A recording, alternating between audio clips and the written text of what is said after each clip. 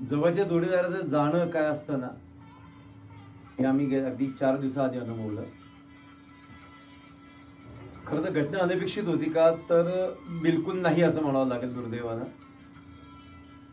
एक भीती मनात कायम असते काही लोकांना बघून, चालताना, वागताना, लाईफस्टाईल ज्याला आपण म्हणतो ते बघून असं वाटतं की he is playing with fire. He is playing with fire. खाणं, खाण्याची पद्धत असेल, व्यायाम न करणं असेल, शरीराला प्रेशर न देणं असेल, बॉडी रजिस्ट करायची ताकदच संपून जाते अशा वेळेस. आणि परवा असं अनपेक्षितरित्या एखादा फोन आला आणि त्यांनी मला फोनवर हे सांगितलं की सर, तुम्ही ज्याची भीती व्यक्त करत होतात ते नेमकं घडलंय. थोडंसं मन सुन्न झालं की भले अंदाज बरोबर ठरल्याचा तो का आनंद किंवा समाधान मानण्याचा हे नव्हतं, पण वाईट वाटत होतं की अंदाज किंवा भीती बरोबर ठरली. आणि असं वाटलं की आयुष्य शास्त्रावर चालतं, पण अंदाजच येत नाही लोकांना, तो कळत नाही असं काही. मला वाटतं 2च महिन्याआधी आमचा विषय होता लाईफ इज अ गेम. आयुष्य एक खेळ आहे. ते खेळाचे काही नियम असतात, ते नियम आपण पाळले तर आपण गेम जिंकू शकतो. आणि त्याच परवाच्या घटनेनंतर मला असं वाटतं की life is a science also. खरं तर भारतीय जनशास्त्रामध्ये किंवा भारतच्या इतिहासामध्ये ओव्हरऑलच अगदी 5व्या-6व्या शतकापासून जेवढं माणसावर लिहिलं गेलंय, माणुसकीवर लिहिलं गेलंय, एकमेकांच्या नात्यासंबंधात लिहिलं गेलंय, जेवढा रिसर्च आपल्याकडे झालाय तेवढा जगात कुठेही झालेला दिसत नाही. 5व्या आणि 6व्या शतकामध्ये आम्ही कामशास्त्रावर बोलतोय, आम्ही अर्थशास्त्रावर बोलतोय, आम्ही डोंगर कोरून आम्ही मंदिरं बांधलीत, आम्ही दगडात देव शोधलाय. मग कुठेतरी कमी पडलो का काय आम्ही, असं सुद्धा वाटतं. म्हणजे 800-800-1000 वर्ष ज्यांनी भारत लुटला तरी सुद्धा भारत आहे तसं शिल्लक राहिला. जे लुटणारे होते ते संपले.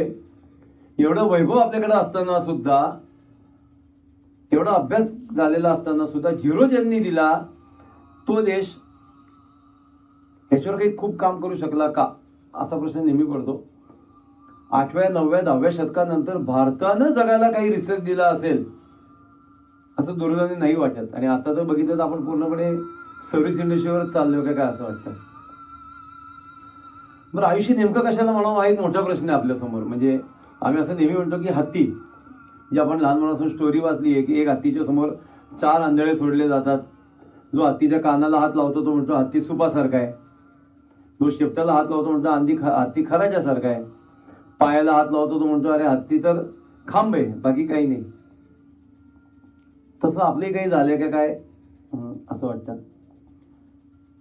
सर्वप्रथम आजचा जो विषय लाईफ इज अ सायन्स, ते आपण गृहीत धरून चाललं पाहिजे. माझ्यासमोर डॉक्टर साहेब बसून मी खूप बोलणं योग्य नाही त्या मेडिकल सायन्सवर, पण आपण अधिक एज्युम करू की लाईफ इज अ सायन्स. त्याशिवाय आपल्याला पुढे जाता येणार नाही.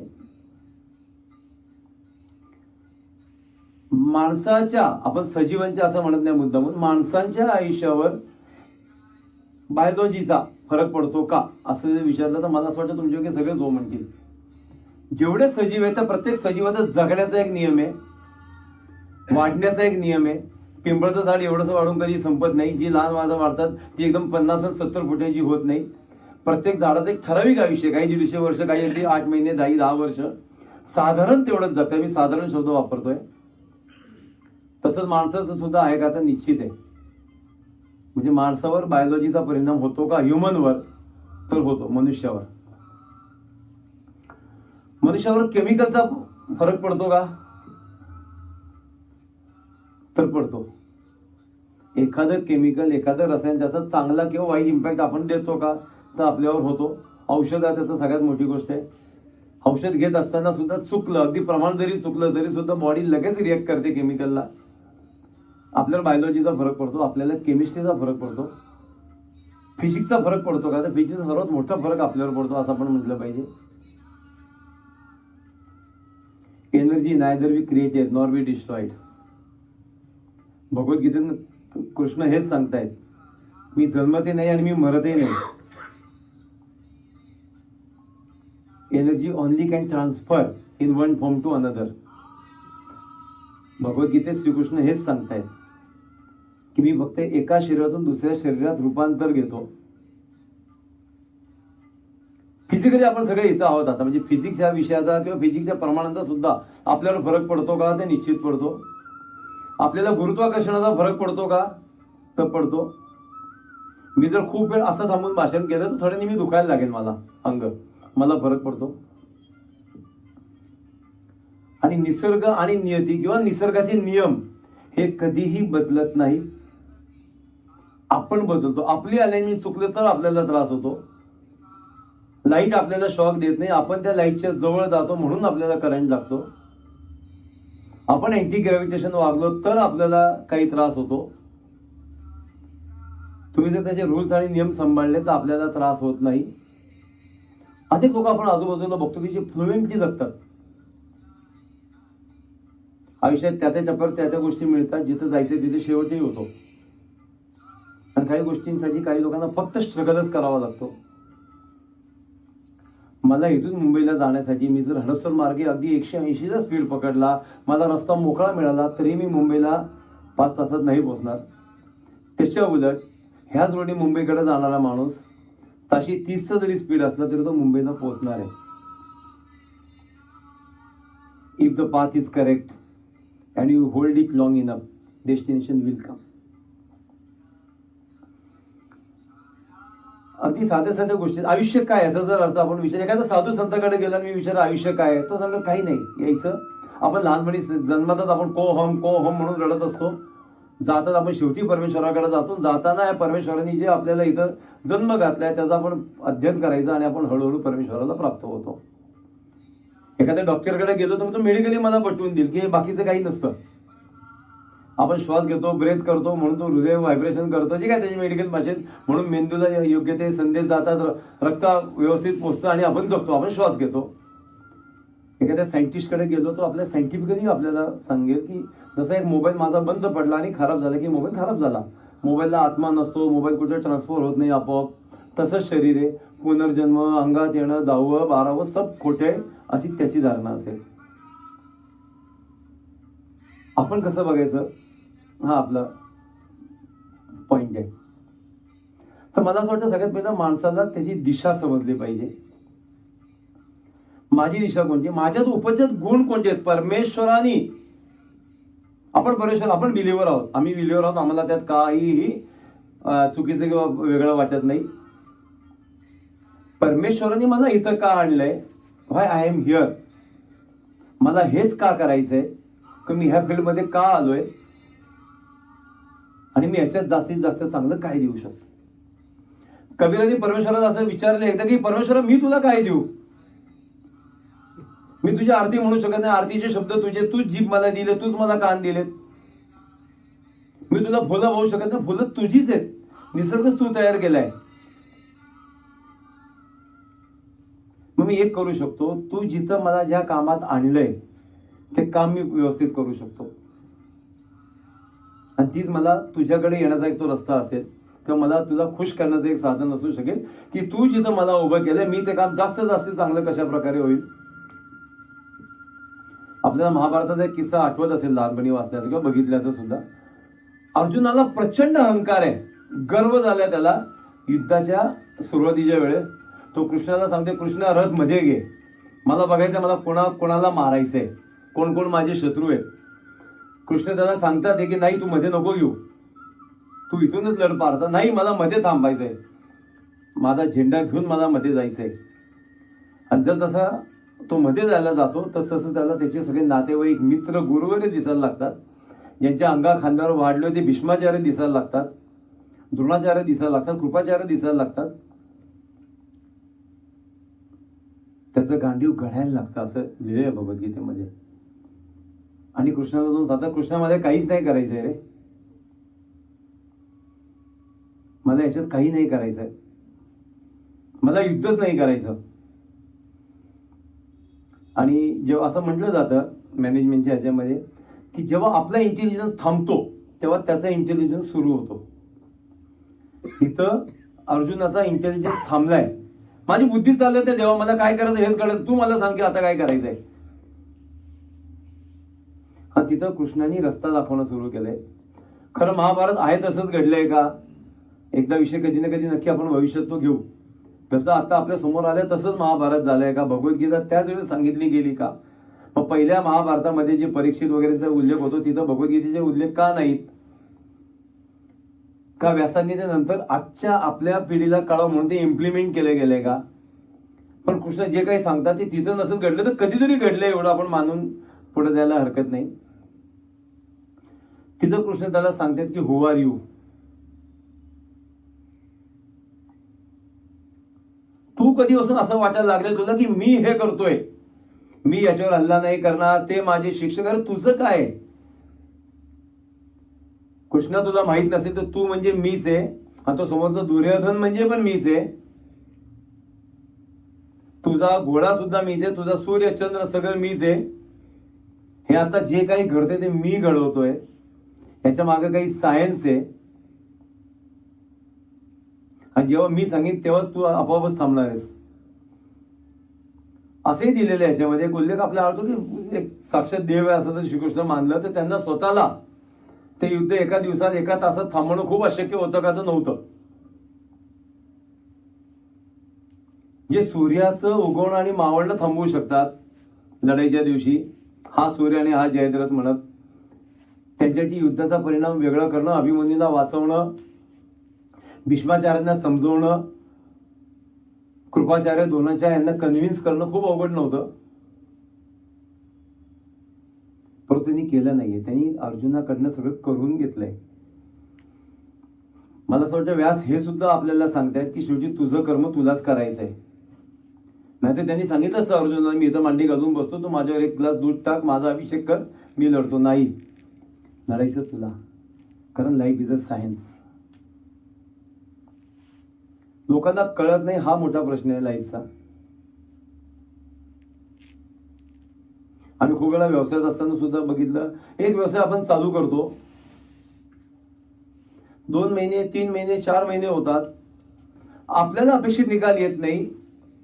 आपण निदान रस्ता बदलला गेला पाहिजे, आपण व्यवसायच बदलतो. खरं आहे का खोटे मला सांगा? नाही, हे मला जमणार नाही. जेव्हा त्याच फील्डमध्ये अनेक लोक टॉपवर गेलेले आपण बघतो, आपणच भेटतोय त्यांना, पण नाही होत माझे नेते. मला त्याचा सायन्सच जायचं नाही. श्रीकृष्णाने अर्जुनाला सांगितलंय तू स्किल तयार कर. आपण जे काय आहोत, आपण जे काय कमवतो आहोत, जी काय आपली जिथं आपण आहोत ते आपल्या स्किलमुळे आहोत. माझा व्यवसाय जरा 10 रुपयाचा होत असेल, तो आधी 8 रुपयाचा होता, तो जर 15 रुपयावर न्यायचा असेल तर मला माझं स्किल डेव्हलप केलं पाहिजे. दुर्दैवानी व्यावसायिकांमध्ये, एंटरप्रेन्योरमध्ये स्किल डेव्हलपमेंट स्वतःच करण्याचा विचारच केला जात नाही. आपण कोणतेही पुस्तक वाचत नाही की याच्या पुढे काय करायचंय. मी रोज माझ्याच कामात एवढा वैतागलेलो, एवढा गुंतलेलो की मला माझ्या डेव्हलपमेंटसाठी विचार करायला बिलकुल वेळ नाहीये. मी अभ्यासच करत नाही माझा स्वतःचा.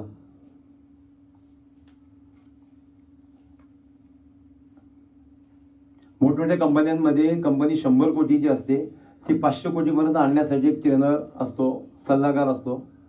पण ती 500 कोटीची झाली की कंपनी त्याला थँक्यू म्हणते की तुम्ही 100 ते 500 कोटी आणलं, आपले धन्यवाद, पण आता मला 500 वरनं 1000 कोटीपर्यंत नेण्यासाठी मला तुमचं स्किल पुरेसं नाहीये. मला आता दुसऱ्या माणसाची गरज लागणार. तुम्ही परत नवीन एखादी कंपनी शोधून त्याला 500 कोटीपर्यंत घेऊन या. नाही तर तुमचं स्किल वाढवा की तुम्ही मला 1000 कोटीपर्यंत घेऊन जाल. सेल्समन आणि सेल्स मॅनेजर याच्यामध्ये फरक असायला पाहिजे.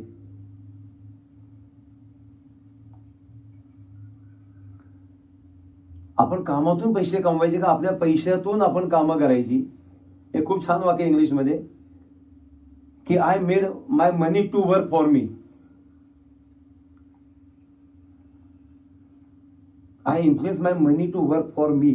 माझे पैसे माझ्यासाठी काम करतील असं बघतो. मी पैशासाठी काम करणं सुरुवातीला ठीक होतं काही वर्ष माझ्या स्ट्रगल पिरियडमध्ये, पण व्यवसाय करत असताना पैसे लावले गेले पाहिजे. नाही आपल्या लक्षात येते लहान लहान गोष्टी. आपल्याला नातेसंबंधाचा पूर्ण विसर पडलाय. ज्या फॅमिलीमध्ये फॅमिली डिस्टर्ब असतात ते कधीही फायनान्शियली ग्रोथ करत नाहीत आणि नाही. तुम्ही मला एकही उदाहरण दाखवा की जिथे फॅमिलीचे प्रॉब्लेम आहेत आणि ती फॅमिली बिझनेसमध्ये ग्रो झाली. नेव्हर. का त्याची हेच कारण असेल की एका मोठ्या उद्योजकांनी भारताच्या पारंपरिक पद्धतीने लग्नच करत नाहीयेत ते. कोणीतरी एक नात्यातला माणूस आणतात, त्याला ते अडॉप्ट करतात, त्याला डायरेक्टर करतात, लग्नच करत नाही.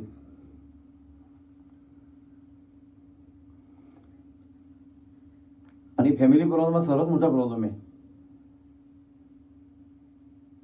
मोठमोठ्या राजा महाराजांना सुद्धा एखादं नाव घेणं योग्य नाही, त्यांना सुद्धा फॅमिली मॅटर नाही हँडल करता आले आणि खूप लवकर जावं लागलं काही वेळा. तुम्ही कुठं दादागिरी करायची आहे, कुठं तुम्ही फॅमिलीत वडील म्हणून काम करायचंय, तुम्ही बिझनेसमध्ये म्हणा कुठं वडील म्हणून काम करायचंय, तुम्ही नात्यांमध्ये कुठं वडील म्हणून काम करायचंय, नात्यामध्ये कुठं मुलगा म्हणून काम करायचंय, हे आपल्याला कळलं पाहिजे. मी बरंच असं म्हणतो की आपला स्टाफ आपला बाप आहे, जोपर्यंत तो स्टाफ स्वतःला बाप समजत नाही. आता मी इथं उभं राहिलो असताना सुद्धा माझी कामं चालू आहेत. माझं कोणीतरी ट्रेडिंगचं काम करते, माझं कोणीतरी एअरचं बुकिंग करते आणि खरंच करतायत. आमच्या सेलिंगची तयारी चालू आहे, पण मी इथं तुमच्या समोर आहे कारण ते काम करतायत. लोकांकडनं काम करून घेणं, this is also science. This is also science.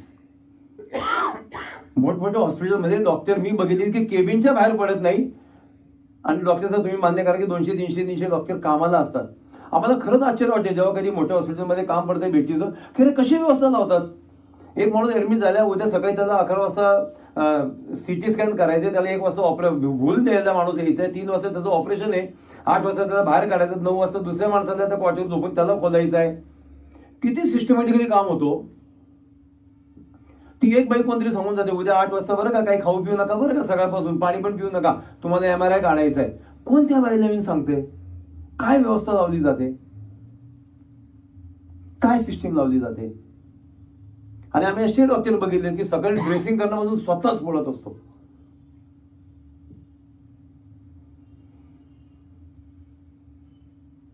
आपण जर वेळ दिला स्वतःसाठी तरच आपण डेव्हलप होऊ शकतो बिझनेसमध्ये सुद्धा. मी खूप वास्तू, आता आपण टीव्हीवर ॲड बघतो वास्तुवाल्यांच्या, ज्योतिषांच्या. तुम्ही आमच्या असिस्टंटला कॉल करा, तुम्हाला सगळी माहिती मिळेल. मिळते. नाही तर काही लोक मी खूप बघितले की 2-2, 4 तास आधी 8-8 दिवसांचा प्रवास करून लांब लांब जाऊन करतात.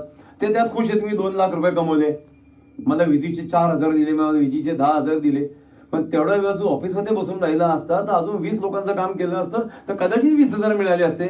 पण आपल्या इंडियन याच्यामध्ये सर्वात मोठी भीती पण आहे, म्हणजे नेहमीच असं सांगितलं जातं की इंडियन बिझनेसमध्ये लेगसी पाळलीच जाते घरातले लोक सोडून.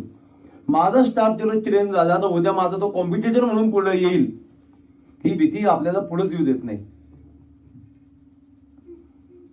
एक बेसिक सायन्स मान्य केलं पाहिजे की दिया वो जलेगा जिसमें दम होगा.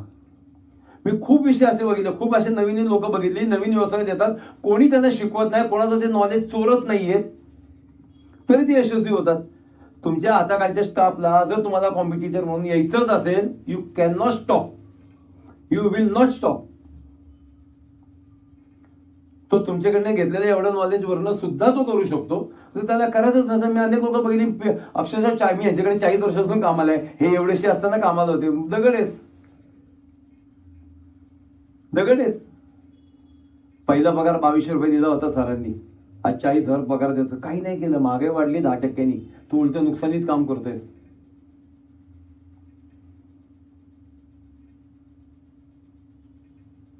तू नुकसानीत काम करतो, मग सांगणार कोण? आम्हाला काही कौतुक नसतं, वा वा छान छान छान.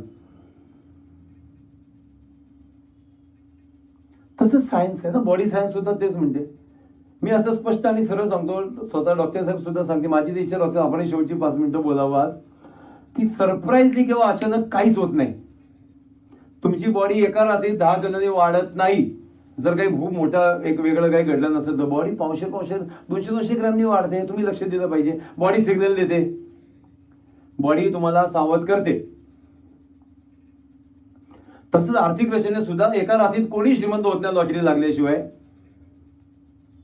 तुम्ही हळूहळू श्रीमंत होता. आपण स्वतः बघतो का नाही, बँकेत 2 लाख जमा झालेत, बरं का, आता इकडे ह्या खात्यात 20,000 आहे, मग 2.5 लाख झाले. एक काम करू, आता 4 लाखाचा मशीन घेऊ, एक बँकेला पेपर देऊ, आपण देतो, आपण गाडी घेतो, आपण फ्लॅट घेतो, 20 लाख जमा झालेत, 50 लाखाचा फ्लॅट घेऊ बँकेचं लोन करून. आपण हळूहळू सगळ्या गोष्टी करतात.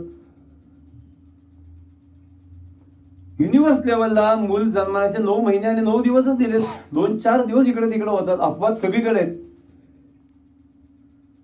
पण त्याच्या मागे सायन्स आहे ना, मी किती दिवसात ग्रो होणार आहे त्याचं सायन्स आहे. How, this is also science. Wien, this is also science.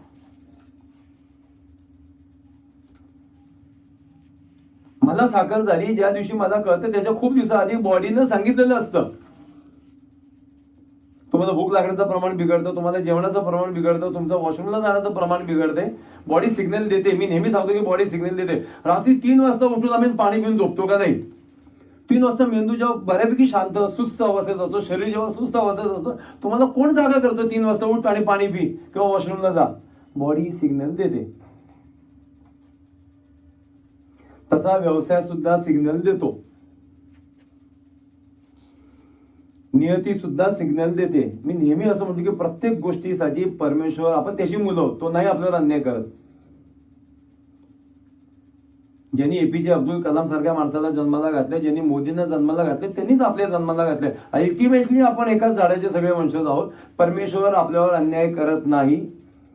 त्याला अन्याय करायचा असेल त्यांनी आपल्याला उंदीर बनवलं असतं, मांजर बनवलं असतं, टेबल बनवलं असतं, माईक बनवला असता. तो जागाही करतोय आपल्याला, आपण जागा होत नाही, कारण आपल्याला लाईफ इज अ सायन्स माहीतच नाहीये.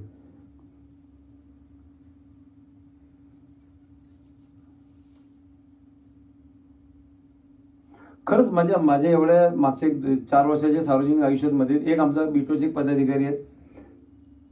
त्यांनी फक्त मला मागच्या वर्षी 4 महिन्याआधी बोलवलं, समोर बसवलं. दवेजी असं असं दिसतं ना, माझी ग्रोथ मागच्या वर्षीपेक्षा माझा टर्नओव्हर जरा कमी झाला, मला काय माहित नाही काय झालंय. नाही विचार करत आपण आपल्या प्रॉफिट मधला, कदाचित याच्यावर अर्थतज्ञाचं मत वेगळं असू शकेल, प्रॉफिट मधला हिस्सा आपण बाजूला काढत नाही. ह्या खिशातले पैसे त्या खिशात काढता आले पाहिजेत. एक साधी गोष्ट आहे की एक माणूस एका साधूकडे जातो आणि सांगतो, यार माझ्या घरात 500 वर्षापासून सोन्याची वीट पडलेली होती, ती चोरीला गेली काल. माझ्या पणजोबांच्या हातून सोन्याची वीट होती, माझ्या वडिलांनी सांभाळली, मी पण सांभाळली, जमिनी खाली ठेवली होती, चोरीला गेली. तो दुसऱ्या दगड देतो, म्हणतो की ही दगड आणि ठेव जमिनी खाली. तो त्याची नाही काय होईल? म्हणजे काही नाही, तू असं समज की ती सोन्याचीच वीट आहे. असे तुमचे 4 पिढ्यांनी तर सोन्याचा काय उपयोग नाही केलेला. What you will not use will lose. माणसांना आधी शेपट्या होत्या, आपण वापर नाही केला, शेपटी गेली. आपण ब्रेनचा वापर करत गेलो, आपला ब्रेन एका वेगळ्या आकारात तयार झाला. ही लाखो वर्षांची परंपरा आहे, लाखो वर्षांची ती हळूहळू होणारी डेव्हलपमेंट आहे. आजचे जे आपलं ह्युमन आहे ते 7 लाख वर्ष आधीच झाले असं म्हटलं जातं साधारण. तर आपण त्या गोष्टीचा वापर केला पाहिजे.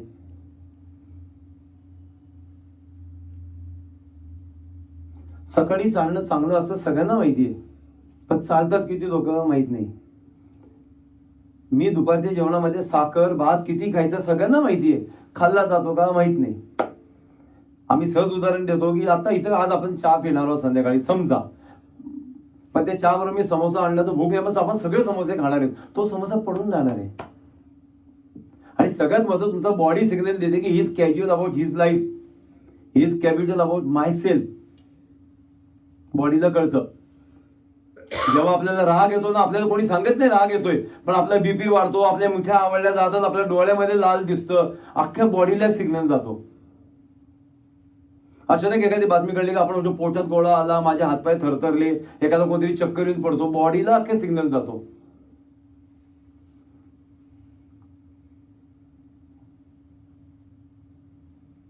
तुम्ही ज्याची किंमत करत नाही ती वस्तू कधीही तुमच्याकडे राहत नाही. मी जरा पेनची किंमत केली नाही, हा पेन हरवणार आहे. मी माणसाची किंमत केली नाही, माणूस हरवणार आहे. मी जर शरीराची किंमत केली नाही, शरीर हरवणार आहे. जेवल्यानंतर जेवणारी मला खूप लोक माहिती आहेत.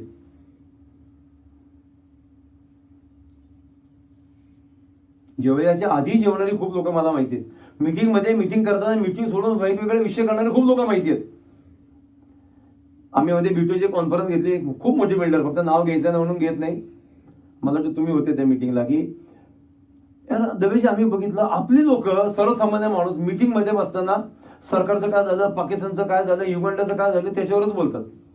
आणि त्याच्या उलट एक जैन कम्युनिटी मध्ये आम्ही विषय करतो मीटिंगमध्ये, बस ज्यापुरती मीटिंग आहे, जे व्यवसायाचं डील करायचं तेच झालं. एखाद्याने जरी वेगळं काही बोललं की त्याला परत त्या विषयावर आणतात. 20 मिनिटाची विषय 20 मिनिटातच संपले पाहिजे. आपली 20 मिनिटाची मीटिंग 1.5 तास संपते तरी सुद्धा विषयावर चर्चाच होत नाही. परत जाताना परत एकदा भेटू आपण, हे विषय राहिलेत. आपल्याला टाइम मॅनेजमेंट नाही कळली, आपल्याला वेल्थ मॅनेजमेंट नाही कळली.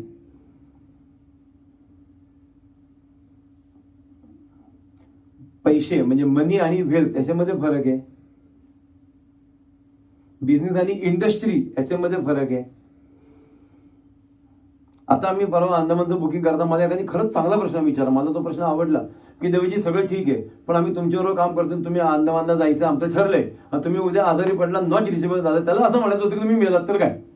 पण तो डायरेक्ट असं म्हणत नव्हता मला. तर माझ्या पैशाचं काय, माझं तिकीट कोण आणि मी जाणार कसा. मी त्याला पॅरल 2 नंबर दिले. म्हटलं आमची इंडस्ट्री छोटी का असं ना, तू अंदमानला नक्की जाशील मी नसलो तरी.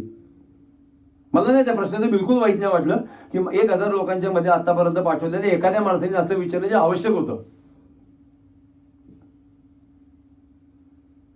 कारण त्यांना असा एक अनुभव आला होता, कुठेतरी तिकीट काढली, माणसाला काहीतरी झालं आणि ती यात्रा बोंबली, पैसेही बोंबलले होते.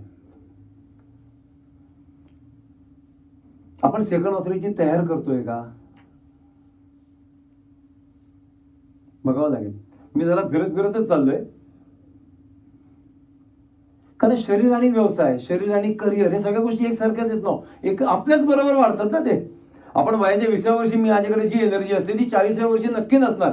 70व्या वर्षी मी त्याचा विचारही करत नाही. बरं, नवीनपणाचा एक नवीन प्रकार असतो. नवीन पिढीने व्यवसायात काय यावं असं म्हटलं जातं, कारण ती ज्या उत्तेजनाने आणि एनर्जीने काम करते तेवढं आपण 10 वर्षांनी आपण कॅज्युअल होतो ना, माणसाचा स्वभाव आहे. भाग सुद्धा बघा, हळूहळू शिकार करताना तो विसरून जातो. शिकार जाऊ दे, रोजचं आहे त्याचं काम आहे, हे आपलं रोजचं काम झालंय. आम्हाला आठवतं आम्ही लहानपणी म्हणजे व्यवसायाच्या सुरुवातीला एक 10,000ची जरी ऑर्डर आली ती पळत जाणं आवडायचं. आता नाही आवडत. पण आता 2 वर्षांनी जी नवीन पिढी येईल त्याला ते आवडेल एका माणसाला भेटणं. आमच्या रोजच्या 50 मध्ये रोजच्या ड्रायव्हिंगला मर्यादा येतात. 30व्या वर्षी मर्यादा नव्हती. मला आठवतं खेड शिवपूरवरनं मी येऊन चाकणला गेलो होतो एका दिवसात 2 व्हीलरवर, माझ्या चेतकच्या स्कूटरवर. त्याचे शीट तुटलं होतं, खाली आम्ही वीट लावली होती व्हायब्रेशनसाठी. पाय दुखायचा एक वीट लावली होती ब्रेकवर पाय यावा म्हणून. आता मी नाही जाणार तसा, पण कदाचित 4 वर्षांनी माझा मुलगा जाईल, त्याला आवडेल नवीन लोकांना भेटणं.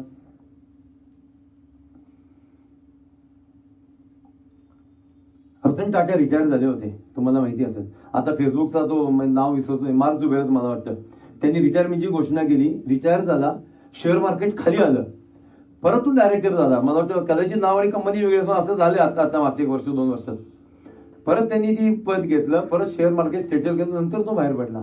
असं होऊ नये, असं होऊ नये. माझा बिझनेस जर माझ्यावर चालत असेल तर मी त्या बिझनेसचा एम्प्लॉई झालो. म्हणजे आता मी मागच्या आठवड्यात हिंगोलीला गेलो होतो, तर घरात माझ्या मुलीला ठेवावं लागलं मला, तिला फूड देण्यासाठी. मांजरीला घरात मांजर आलेले आम्ही पाळल्या म्हणण्यापेक्षा. मग कळत नाही की मांजरीने आम्हाला पाळलंय का आम्ही मांजरीला पाळलंय. आम्हाला तिच्यामुळे हलता येत नाहीये. कुत्र्याला घेऊन तळजेला मी लोक बघितली, तो कुत्राच त्यांना ओढत असतो. मग तू कुत्र्याला फिरायला आणले की कुत्र्याने तुला फिरायला आणले आम्हाला नाही कळत.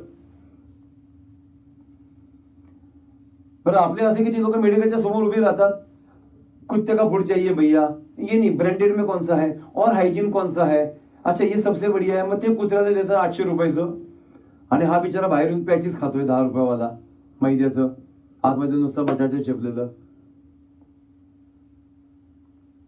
R you working for dog? तुझ्यापेक्षा त्याचा महिन्याचा खर्च जास्त आहे. तो दृष्टपुष्ट होतोय, तो तगडा होतोय. खरं सांगा, आपण कुत्रा मांजरेचे आपण हायजीन चांगलं घेतो का नाही? आपल्या आपण काय सांगतो, बाहेर डाळीचं पीठ दे, कुठलं काय आम्हाला देणे घेणे. 2 किलो साखर दे, साखर प्युरिफाईड आहे का नाही. साखर प्युरिफाईड खाल्ली तर महिन्याला तुमचे 250 रुपयेच वाढतात. 250 पण नाही वाढत, महिन्याच्या साखरेत एवढा फरक नाहीये. पण ती ब्राऊन साखर मिळते, नाही ती महाग आहे. पण मांजर महिन्याचे 2000 खर्च करते.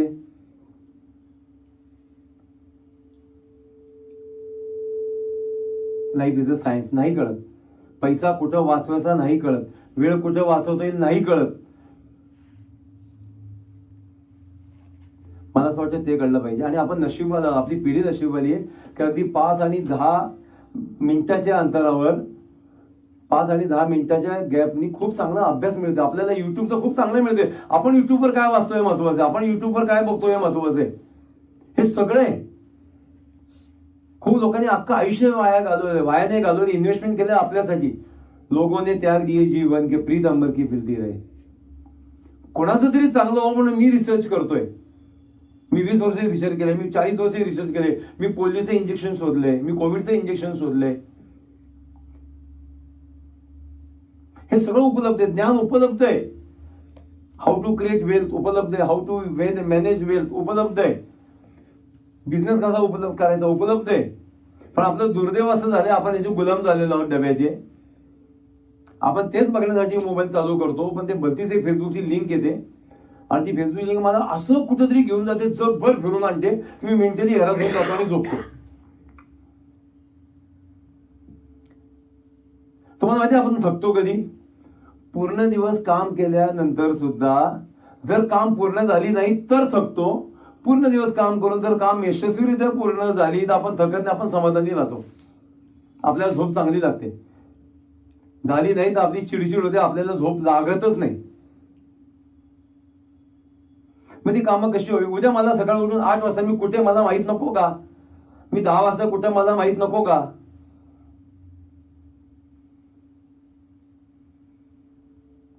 माझ्या शरीराला नेमकं काय हवंय मला माहित नको का? माझ्या मेंदूला काय हवंय, माझ्या हाताला काय हवंय? कालपासून हात जड वाटतोय, कालपासून हात जड वाटतोय. अरे तो सिग्नल देतोय काहीतरी चुकलंय आतमधलं, समथिंग गोइंग रॉंग. नाही काळजी करत आपण.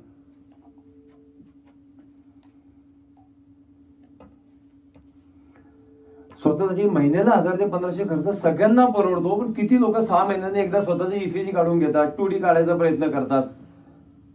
सगळा खेळ याच्यावर आहे, सगळा खेळ याच्यावर आहे. उद्या मी उपलब्ध असणार का नाही हे 2 गोष्टी ठरवणार आहेत. माझ्या हातापायाला लागला, हातपाय गळत आले तर एवढा फरक पडत नाही, आपण नाही बघत ते. निदान आपल्याला चांगला इन्शुरन्स असावा मेडिकलचा, तो तरी किती लोक विचार करतात. लाईफ इन्शुरन्स असावा. मी पुढच्या 10-20 वर्षात जेवढं कमवणार आहे, जर मी आज गेलो तर माझ्या परिवारात निदान तेवढं मिळावं. परिवाराची जबाबदारी आपण ती घेणार आहे का नाही, घेतो का नाही, नाही माहित.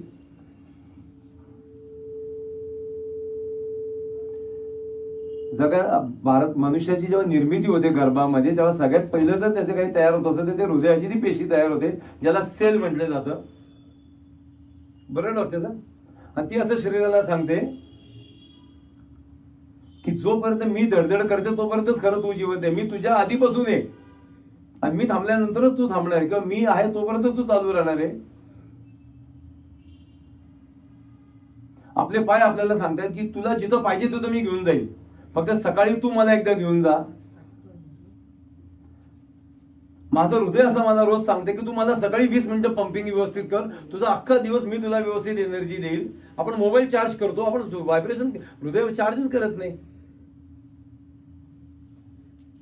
माझे डोळे मला सांगतात तुला हे जग सुंदर आहे, तुला बघायचं तेवढं तू बघ, मी तुला दाखवीन, पण तू डोळ्यांची काळजी घे.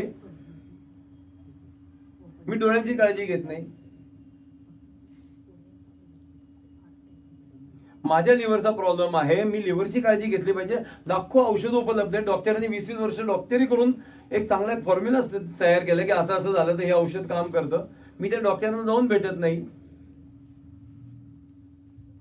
मग सगळे लोक सुद्धा आपल्याला बंद करतात की नाही हा माझा ऐकत नाही. आपण काय करतो मला सांगा? आपला मुलगा असतो घरातला, अगदी एका ठराविक लिमिट नंतर सोडून देतो की जाऊ दे, तू माझा ऐकत नाही, मी तुझं ऐकणार नाही. बॉडी मग वेगळं काय करते हो? मल्टिपल डिसऑर्गन. एक जण तुम्हाला सोडून चाललाय. आणि परत सांगतो, एका रात्रीत मी मेडिकलचा काही स्टुडंट नाही, मेडिकलचं काही वाचलं नाही, पण जे अनुभवलंय, ऐकले, बघितले ते पुन्हा पुन्हा सांगतोय. एका रात्रीत सगळं डॅमेज कधीच होत नाही. एखादा त्याला अपवाद निश्चित असू शकतो.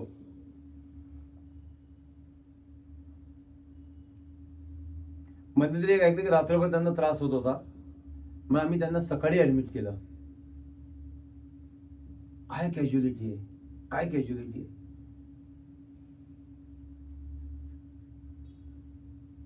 अशा गोष्टीत घरचे सुद्धा का प्रेशर करू शकत नाही? जे तुमच्यावर खरंच त्यांचं प्रेम असेल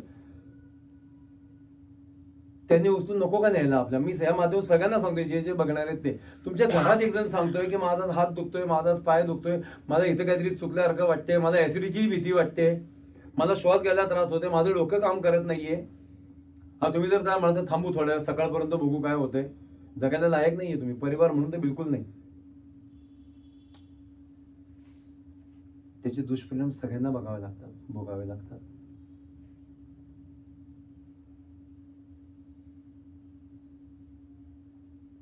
जसं शरीराला खाद्य लागतं, मेंदूलाही खाद्य लागतं. उपाशी मेंदू सर्वात डेंजर, तो नको त्या गोष्टीत व्हायब्रेट होतो.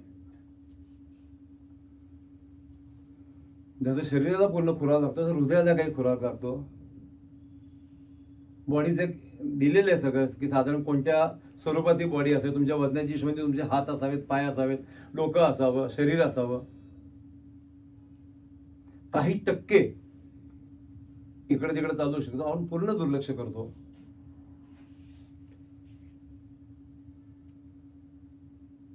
इंग्लिशमध्ये खूप चांगलं एक वाक्य आहे की the people who rise before the sunrise, ते कधीच थकत नाही. सूर्योदयाच्या आधी आपण उठणं. माझी इच्छा, माझी विनंती आहे तुम्हाला की उद्या एक दिवस सकाळी सूर्योदयाच्या आधी उठून बघा, अगदी 10 मिनिटं चालून बघा, काही नाही जमलं बिल्डिंगच्या खालीवर जाऊन बघा, बिल्डिंग गार्डन असेल तिथं फिरून बघा. तुम्हाला रात्रीपर्यंत किती काम करा, कंटाळा येणार नाही नाही आणि नाही. नाही जमत बिफोर द सनराईज, चला सूर्य खूप 6 वाजता उठतोय, तिथं सूर्याच्या बरोबर तो उठू.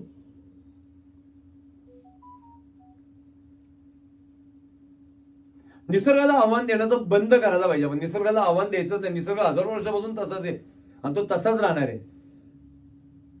सगळ्यांचं काम करतात. कल्पना करा एक दिवस सूर्य नाही उगवला, कल्पना करा की एक दिवस उन्हाळ्यामध्ये एकदम -4 टेम्परेचर झालं किंवा भारतामध्ये -2 नाही होत. प्रत्येक देशाचं पण एक ठराविक टेम्परेचर आहे. प्रत्येक बॉडीचा एक स्वभाव आहे. आपण हे सगळे नियम पाळले पाहिजेत. व्यवसायाचे नियम पाळले गेले पाहिजे, लाईफचे नियम पाळले गेले पाहिजे. How you walk, how you talk makes the difference. बोलण्याची पद्धत, वागण्याची पद्धत. काल आम्ही भाषणात म्हटलो की शिवरायांची सलगी देणे कैसे असे, शिवरायांचे कैसे बोलणे, शिवरायांचे कैसे वागणे, शिवरायांची सलगी देणे कैसे असे. त्या सलगीचा अर्थ शिवराजी महाराज लोकांशी कसे वागायचे, बोलायचे. महाराजांनी अफजल खानाशी कसे बोलले, त्याला कसा आणला, महाराजांनी शाहिस्ते खानाशी कसं बोलले, महाराज रांगाच्या त्या पाटल्याशी कसं बोललेत, वेगवेगळ्या पद्धतीने बोललेत. एकच फॉर्म्युला सगळीकडे नाही वापरला. अफजल खानाला तिथं आणेपर्यंत महाराज वेगळे बोललेत, आतमध्ये गेल्यावर वेगळे बोललेत. रामदासांनी त्यानंतर त्यांना ते दिले काही सलगी देणे कैसे असे. आपण आपल्या बॉडीशी काय बोलतो, आपण आपल्या उद्योगाशी काय बोलतो. उद्योग शुड स्पीक विथ यू. तुमचा व्यवसाय तुमच्याशी बोलला पाहिजे, तुमच्या समोर खुर्चीवर बसून बोलला पाहिजे, तुम्ही त्याच्याशी बोलला पाहिजे. तुमची फॅमिलीचा एकच आत्मा असतो पूर्ण फॅमिलीचा, तो तुमच्याशी बोलला पाहिजे, तुम्ही त्याच्याशी बोलला पाहिजे. सगळं अलाइनमेंट मध्ये आहे का बघितलं पाहिजे. गाडीच्या टायर मध्ये हवा गेली तरी गाडी व्हायब्रेट होते, तुम्हाला सावध करते. इथं बिझनेस मधली, शरीरामधली, फॅमिली मधली, मैत्रीमधली, नात्यांमधली, सगळ्या टायर मधली हवा गेली तुम्हाला कळतच नाही हो. माझी आई गेल्यानंतर 12व्या 13व्या पर्यंत मला 400 लोक भेटायला आली, खरंच आली. मैत्रीला 100, 12व्याला 10, 11व्याला 9, इकडं 20, इकडं 50. पण जेव्हा आई 6 महिने आजारी होती ना, 400 पैकी एकही माणूस बघायला आलेला नव्हता. ते जर बघायला आले असते, आईशी गप्पा मारल्या असते, आई कदाचित 6 महिने आणखी जगली असती. बरं, मैत्रीला जाणार खरंच आपण किती वेळा त्या मैत्री बॉडीकडे बघतो सुद्धा हो. आपण बाहेर थांबतो गर्दीत, हे तुला कधी कळलं, हा मला कधी कळलं, एवढं कसं होतं, असं होतं, सर चाललं तिकडे येतोय, नाही काय इलेक्ट्रिक, हा इलेक्ट्रिक, ओके ओके टाकलं. आपण बाहेर थांबतो, आपली जबाबदारी संपली. सीसीटीव्ही कॅमेरा आता आलेत. निसर्गाचा सीसीटीव्ही कॅमेरा लहानपणापासून आपल्या बरोबर आहे. आदमी जो कहता है, आदमी जो करता है, जिंदगी भर वो दुआएं पीछा करती है. Train your mind. एक डिसिप्लिन माइंडला लावा, माइंडला शिकवा एक डिसिप्लिन, तो तुम्हाला शिकवतो. तुम्ही 8 दिवस सकाळी लवकर चालायला जा, 15 दिवस चांगली पथ्य पाळा, नंतर आपोआप पाळली जातील. काल मला एखादी सांगितलं मी दीक्षित डाएट करतोय, कालच सकाळी 10ला जेवतो, संध्याकाळी 6ला जेवतो. म्हणजे भूक नाही लागत. सर सुरुवातीला खूप त्रास झाला, 6 वाजता अशक्तपणा यायचा, पण त्यांनी सांगितलं फक्त ताकच प्यायचं. मी फक्त ताक पिलं. मी 2-2, 3-3 लिटर ताक पिलं, आता मला नाही भूक लागत. बॉडीने ती सवय करून घेतली. तुमचा मेंदू तुम्हाला साथ देईल, त्याचं तुमच्यावर ऑब्झर्वेशन आहे, तुम्ही सीसीजी कॅमेऱ्याच्या निकरात आहात. मग तुम्ही डेव्हलप व्हायची इच्छा जरी त्या मेंदूकडे व्यक्त करा, तुमचे शरीर तुम्हाला साथ देईल. मी बघितलंय जिम मध्ये 20 मिनिटं अर्धा किलो वजन कमी झालंय महिन्याभरानंतर, की माणूस दाखवतो अर्धा किलो कमी झालं, तो अजून मेहनत करतो, बॉडी तुम्हाला साथ देते. आरशे तो करू अशी करणारे लोक आपण बघितली, त्याला असं वाढलेलं दिसलं की तो अजून मेहनत घेतो. तुमच्या शरीराला, तुमच्या बुद्धीला, तुमच्या व्यवसायाला, तुमच्या परिवाराला, तुमच्या मित्राला, तुमच्या नातेवाईकाला, तुमच्या स्टाफला, तुमच्या असोसिएटला, तुमच्या गाडीला सुद्धा कळू दे की तुम्ही त्याची काळजी घेताय. बाकीची काळजी तो घेईल.